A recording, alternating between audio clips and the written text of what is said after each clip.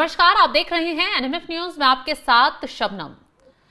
NDA में seat बंटवारा हो गया है। सभी जो दल हैं एनडीए के वो सीट बंटवारे से खुश नजर आ रहे हैं। आज बीजेपी की बड़ी प्रेस कॉन्फ्रेंस होने वाली है जिसमें और भी बड़ा ऐलान उम्मीदवारों को लेकर किया जा सकता है। लेकिन इसी बीच इंडिया गठबंधन में बवाल की खबरें सामने आ रही। सीट बंटवारे को लेकर तेजस्वी राहुल में नहीं बन रही है और वामदल जो हैं वो भी छिटकते हुए नजर आ रहे हैं। कहा जा रहा है कि मामला दिल्ली तक पहुंच गया है। दिल्ली में मंथन होगा, लेकिन सीट बंटवारे को लेकर क्या कुछ फैसला आएगा ये तो बैठक के बाद ही, दिल्ली में जो बैठक होगी उसके बाद ही क्लियर हो पाएगा। आज इसी पर चर्चा करेंगे। चर्चा के लिए हमारे साथ जुड़े हुए हैं वरिष्ठ पत्रकार पंकज प्रसून जी। पंकज जी, एनडीए में तो सुलट गई बाजी कि कौन कितने पर लड़ेगा, सब सहमत है, सब खुश नजर आ रहा है। लेकिन इंडिया गठबंधन जो एनडीए से पहले मुखर होकर बोल रहा था, आज वो ही उलझ गया है। कहा जा रहा है कि आपस में विवाद हो रहा है, सीट बंटवारे को लेकर एक दूसरे से टकरा रहे हैं। ना राहुल तेजस्वी से मिलते नजर आ रहे हैं, ना तेजस्वी राहुल के करीब आते नजर आ रहे हैं। आखिर होगा क्या? मामला दिल्ली तक पहुंच गया है। 4 दिन हो चुके हैं नॉमिनेशन के। पहले राउंड का जो नॉमिनेशन है 17 तारीख आखिरी डेट है। हाँ। और जिस दिन हम डिस्कशन कर रहे हैं ये 13 तारीख है। आज लालू यादव और तेजस्वी यादव दिल्ली पहुंचे हैं, दिल्ली दरबार में गांधी परिवार से मिलने। हाँ। जो लालू यादव एक हाथ में लठ लेकर टेबल पर पैर रख के पान चबाते हुए बात करते थे और उनके पास कांग्रेसी आते थे रिक्वेस्ट करने, आज बुरी हालत यह है कि बाप बेटे दोनों दिल्ली आए हैं, गांधी परिवार से अपॉइंटमेंट ले रहे हैं। ये होता है वक्त। तो ऐसा क्यों? दूसरी बात, कैपेसिटी हम घट गई ना, गरजू हो गए। हमारे यहाँ एक शब्द है गरजू। गरज आपको है, कांग्रेस को गरज नहीं। ये है। दूसरी बात कि थोड़ा बहुत फासला रहता है ना कि 2-4 सीट आगे पीछे। कल इमरजेंसी बैठक बुलाई कांग्रेस ने और कहा कि अगर हमें हमारे हिसाब से सीट नहीं देते, जो कि ये 60 से ऊपर मांग रहे हैं, नहीं देते तो सब पे तैयारी करो, जितने पर लड़ सकते हो उतना लड़वा जाओ। ये है एग्रेसिव पोस्चरिंग। अलग नहीं होने वाली है कांग्रेस, लेकिन धमकी से भी पीछे नहीं हट रही। और दूसरी पार्टियों की मैं बात कर रहा हूं। एक वहां पार्टी है कम्युनिस्ट पार्टियां। भाकपा माले ने बिना सीट समझौते के अपने कैंडिडेट का नॉमिनेशन कराना शुरू कर दिया है। अभी सीट नहीं तय हुआ है, लेकिन उतार दिया है। घोसी से रामबल यादव लड़ रहे हैं, पालीगंज से सुमन सौरभ नॉमिनेशन कर रहे हैं। उन्होंने पोस्टर वगैरह छपवा दिए। मतलब ये समझे कि ये अलग होकर चुनाव ये होता है कोऑर्डिनेशन। कोऑर्डिनेशन नहीं है तब ना अपना उतार रहे हैं। और एक है मुकेश सहनी। वो कह रहे हैं कि हम कम से कम तो 40 पे लड़ेंगे, और 40 छोड़ दो, उप मुख्यमंत्री चुनाव से पहले हमें घोषित करो तब करेंगे। और नहीं, इन्होंने भी अपने कैंडिडेट को सिंबल बांटना शुरू कर दिया, जाओ जी तुम वहां से लड़ जाओ, तुम वहां से लड़ जाओ। ये है स्थिति वर्तमान। और कांग्रेसी भी तो यही कह रहे थे कि हमारी पसंद की हमें सीटें दो, जो जिताऊ सीट है वो हमें दो, वरना गठबंधन तोड़ देंगे। तो कल तक तो बड़ा खिल्ली उड़ा रहे थे ये सब। वहां तो हो गया सीट बंटवारा। और आप लुकिंग लंदन टॉकिंग टोक्यो, पता चला खुद दिल्ली में कार्यकर्ता वहां एक दूसरे को गाली दे रहे। पप्पू यादव लिटरली बैठ के गाली दे रहे हैं आरजेडी को। पप्पू यादव ने क्या कल लिखा है कि टेक्निकल आरजेडी हो गई है, ये लालू यादव वाली आरजेडी नहीं है। ये पप्पू यादव कौन सी पार्टी के नेता है? कांग्रेस के सहयोगी है ना, वो कांग्रेस की बैठकों में शामिल होते हैं ना, और सीधे लालू परिवार को गरिया रहे हैं। कल एक और बात पप्पू यादव ने लिखी। पप्पू यादव ने लिखा कि कृष्णा अल्लावरू ने कम से कम एक काम किया है कि कांग्रेस के दलालों को किनारे कर दिया है। पता है वो किसके बारे में बोल रहे थे? किसके बारे में? कांग्रेस के ही पूर्व प्रदेश अध्यक्ष अखिलेश प्रताप सिंह हैं। उनके बारे में यह कहा जाता है कि वो लालू के आदमी हैं। उनको किनारे कर दिया, ये पप्पू यादव बता रहे। ये है स्थिति। आज 13 तारीख है। आज शाम तक घोषणा होने की उम्मीद है। और देखिए, हो सकता है कि घोषणा होते होते 1-2 पार्टी बाहर चली जाए महागठबंधन के। पशुपति कुमार पारस ये शामिल थे महागठबंधन में। उन्होंने कल प्रेस कॉन्फ्रेंस में साफ साफ ये कह दिया कि अब हम महागठबंधन के हिस्से नहीं हैं, अब हम चुनाव लड़ेंगे। पता नहीं वो मायावती और ओवैसी इन सब की पार्टियों के साथ मिलकर लड़ने की बात कर रहे थे। तो एक तो गया। पशुपति पारस गए। अब देखिए साहनी और हेमंत सोरेन में कौन जाते हैं। लेकिन पंकज जी, जिस तरीके से कांग्रेसी दिल्ली आकर बैठ गए, अब बिहार का दौरा भी नहीं करना है, ना राहुल गांधी जा रहे हैं, ना प्रियंका सोनिया वहां पहुंच रही हैं, और खुद ही आरजेडी वाले वहां पहुंच रहे हैं, आपने जैसे बताया तेजस्वी और लालू जाने वाले हैं, तो कांग्रेस भी अब छिटकती हुई नजर आ रही है। जो हालात नजर आ रहे हैं, बिहार को ऐसा छोड़ दिया। शुरुआत में तो बहुत दम दिखा रहे थे राहुल गांधी, लेकिन जब चुनाव नजदीक आ रहे हैं तो बिल्कुल शांति से बैठ गए। नहीं, दम इसलिए दिखा रहे थे कि अपनी ताकत उनको दिखानी थी। जैसे एक कांग्रेसी ने बड़ी मजेदार बात कही। उन्होंने कहा कि 13-14 दिनों तक लालू यादव, ये राहुल गांधी बिहार की सड़कों पे बाइक चलाते रहे। इसलिए चला रहे थे कि पिछली बार से भी कम सीट ले ले कांग्रेस।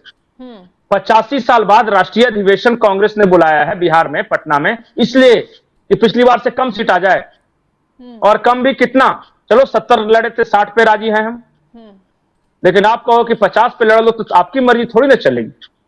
दूसरा जो दोनों में ये जीत है कि मुस्लिम बहुल इलाकों में कौन लड़ेगा। कांग्रेस कह रही है हम लड़ेंगे। हाँ, कांग्रेस कह रही है हम लड़ेंगे क्योंकि मुसलमान तो भाई जिताओ सीटें तो हमें दो। हाँ, और लालू यादव कह रहे हैं कि मुसलमान बहुत सीटें तुम्हें दे देंगे तो फिर हमें कौन वोट देगा। तो मुसलमान तो गारंटेड है, तो उन्हीं के लिए दोनों लड़ रहे हैं। ये स्थिति है। भाकपा माले के बारे में भी कोई गारंटी नहीं है। दीपंकर भट्टाचार्य कह रहे हैं कि अगर हमें पिछली बार से ज्यादा सीटें नहीं मिली तो हम अलग लड़ेंगे। तो कुछ कुछ अंदाजा तो लग जाता है ना कि क्या स्थिति है, क्या तैयारी है। तो क्या होगा आपको लग रहा है अब क्या होगा? ये तेजस्वी सोचे, राहुल सोचे, ये सोचना हमारा आपका काम थोड़ी ना है। जिसको टेंशन है वो गए हैं दिल्ली। तो बिहार की जनता, वो वोटर भी तो सोचेंगे। कौन वोटर? जो इनके वोटर है वही ना, झांसे में आ रहे हैं। हाँ, तो जो इनके वोटर हैं वो देख रहे हैं। मैं आपको एक बात और बता दूं, ये एसआईआर वाला जो मुद्दा है ना, वोट चोरी, हाँ। मैं खुद बिहार के कम से कम 13-14 जिलों में घूम के आया हूं। जो कांग्रेसी हैं उनके अलावा ये कहीं भी ये मुद्दा ही नहीं है। गांव वाले बात ही नहीं कर रहे इस बारे में। हाँ, कुछ मुस्लिम बहुल इलाकों में चूंकि उनका एक प्री कंसीव्ड नोशन होता है कि चलो हमको उसको गाली देना है, कांग्रेस के साथ रहना है, वो कह रहे हैं कि वोट चोरी होगा। लेकिन बाकी कहीं नहीं है ये मुद्दा, पूरे बिहार में नहीं। मुसलमानों के बीच थोड़ा सा और कांग्रेसियों के बीच। इवन कम्युनिस्ट पार्टियां, आरजेडी, मुकेश सहनी से वोट चोरी की बात ही नहीं कर रहे हैं। इनके कार्यकर्ता भी नहीं कर रहे। ये तो हाल है। नहीं है ना, चुनाव आयोग ने क्लियर कर दिया कि वोटर वेरिफिकेशन मुद्दा जमीन पे भी नहीं है। हाँ। अच्छा, ये मुद्दा कहां है मैं बताऊं? हाँ। ये जमीन पे मुद्दा नहीं है लोगों के बीच में। ये आरजेडी के लिए मुद्दा नहीं है, ये मुकेश सहनी के लिए मुद्दा नहीं है, कम्युनिस्ट पार्टियों के लिए मुद्दा नहीं। ये मुद्दा है कांग्रेस के लिए। और ये मुद्दा है दिल्ली में बैठे हुए लुटियंस में, जो दलाल लोग घूमते चलते हैं, नहीं कि पैसे वैसे मिल जाएंगे, उनके बीच। वो आज भी वो कुछ ना कुछ बोलते जा रहे हैं। जनता के बीच कोई नहीं हो रहा है। मैं खुद घूम के आया हूं। वहां बेरोजगारी है मुद्दा, महंगाई है, नौकरियां हैं मुद्दा, बदलाव मुद्दा है कि चलो दूसरे को बदल के देख लेते हैं, अब की बार युवा सरकार, इस तरह का मुद्दा है। एसआईआर कोई बात नहीं कर रहा है। तो एक तो दिल्ली से आके आप मुद्दा जबरदस्ती बना रहे हो। वो तो बड़े दमखम से बोलते थे ना कि पिछली बार हमें तो ज्यादा सीटें आई, हम तो इस बार भी बहुत अच्छा कर जाएंगे, तो दावा कर रहे हैं इस चीज का। नहीं, मजबूरी क्या है तेजस्वी की पता है? अकेले चुनाव लड़ेंगे तो मुस्लिम वोट डिवाइड हो जाएगा। मुस्लिम वोट कांग्रेस की तरफ चला जाएगा, कुछ आरजेडी की तरफ चला जाएगा। सिर्फ दिक्कत यह है कि जैसे ही और अच्छा बताइए, और किसके लिए ये सब लड़ रहे हैं? कांग्रेस कह रही है कि मुस्लिम हमारा, आरजेडी कह रही है नहीं हमारा। और वैसे भी तो खड़े हैं मैदान में, और वैसे कह रहे हैं हमारा।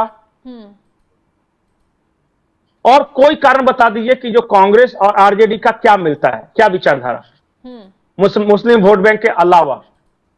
आरजेडी तो तमाम वादे कर रही है, नौकरी देंगे, रोजगार देंगे। तो अच्छा एक बात बताइए, वादे कर रही है।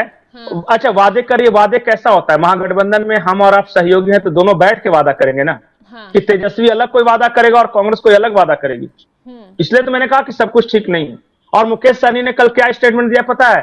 कि महागठबंधन का स्वास्थ्य थोड़ा खराब चल रहा था, तो दिल्ली डॉक्टर से दिखाने जा रहे हैं। अपना ही सहयोगी खुद ही तंज कर रहा है। हाँ, तो हालात तो आगे क्या देखिए, आ जाएगा, आज शाम तक आ जाएगा। अगर 13 तारीख के शाम को भी नहीं आया तो बेचारे कब नॉमिनेशन करे? 14, 15, 16, 3 दिन बचेगा। धक्का मुक्की हो जाएगी। नॉमिनेशन भी तो करना है। कैंडिडेट पहले होगा, किसी सीट पे लड़ेगा, उस बेचारा कैंडिडेट तैयारी करेगा, गाड़ी का इंतजाम करना है, फूल माला का इंतजाम करना है, कार्यकर्ता को बचाना है, इसके लिए समय चाहिए ना। 3 दिन का समय बच गया है, अब भी नहीं करेंगे तो और कब करेंगे? और दूसरे दौर का भी नॉमिनेशन शुरू हो गया आज से। कर लीजिए, आपकी मर्जी, 2-3 दिन और देर कर लिए, उसके बाद जय सिया राम। खैर चलिए देखते हैं कि गांधी परिवार के दरबार में जब तेजस्वी और लालू हाजिरी लगाते हैं तो क्या कुछ फैसला निकल कर सामने आता है। तो तमाम जानकारी देने के लिए आपका बहुत बहुत शुक्रिया। तो सुना आपने कैसे एनडीए में आगे का मंथन किया जा रहा है, कैसे आगे बढ़ना है, उम्मीदवारों को कैसे मैदान में उतारना है, ये तय किया जा रहा है। लेकिन इंडिया गठबंधन आपस में ही लड़ मर रहा है, सीट किसे कितनी मिले, किसे कितनी ना मिले, ये विवाद अभी सुलझ नहीं रहा है, बल्कि और उलझता जा रहा है। एक तरफ मुकेश सहनी कुछ बोलते हैं, एक तरफ पप्पू यादव कुछ बोलते हैं, चारों तरफ से जो बयानबाजी सामने आ रही है उससे कुल मिलाकर यही लग रहा है कि इंडिया गठबंधन में राड़ बढ़ती जा रही है। जी एक सेकंड और, दिल्ली वाले बार बार इंडिया गठबंधन बोल रहे हैं, बिहार के पत्रकार इसको महागठबंधन बोल रहे हैं। फर्क क्या है पता है? हाँ। तेजस्वी यादव ने चुनाव के बाद कह दिया था कि इंडिया गठबंधन सिर्फ लोकसभा के लिए था, अच्छा। अब नहीं है। तो कृपा करके इंडिया गठबंधन न कहें। तेजस्वी यादव ने ही कहा कि वो लोकसभा के लिए था, अब महागठबंधन अगर बनेगा तो महागठबंधन है। तो चलिए देखते हैं कि महागठबंधन कितना बिहार में कमाल कर पाएगा और कितना अभी ये जो विवाद इसमें फैला हुआ है वो जल्द सुलट पाएगा, क्योंकि नॉमिनेशन की तारीख नजदीक आ रही है। अब देखना ये होगा कि बिहार में क्या नई उलटफेर देखने को मिलती है। फिलहाल इस खबर को लेकर आप क्या राय रखते हैं कमेंट बॉक्स में जरूर बताएगा। तमाम बड़ी खबरों की अपडेट के लिए आप हमारे साथ जुड़े रहें। नमस्कार।